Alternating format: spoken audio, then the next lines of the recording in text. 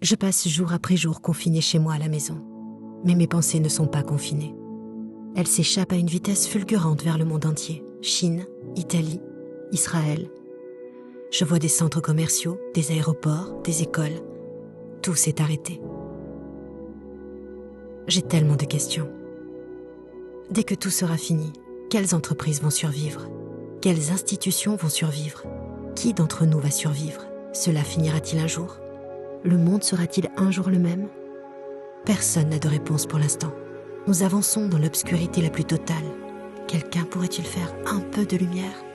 Ah, la lumière.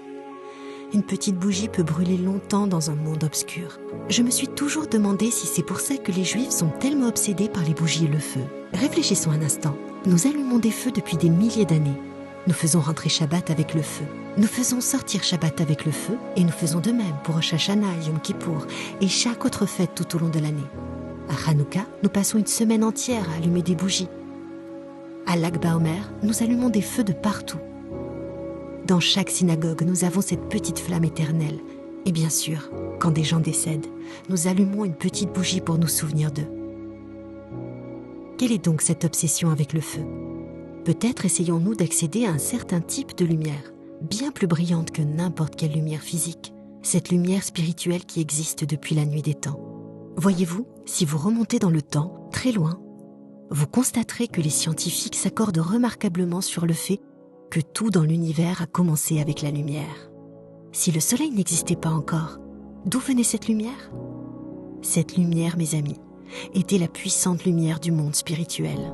C'est cette âme ardente qui existe en chacun de nous. Chaque chose dans ce monde physique est comme un miroir qui reflète les éléments spirituels de la vie. Alors pourquoi l'âme humaine est-elle comparée à une bougie? Voyons ça de plus près. Le monde a été créé avec 4 éléments.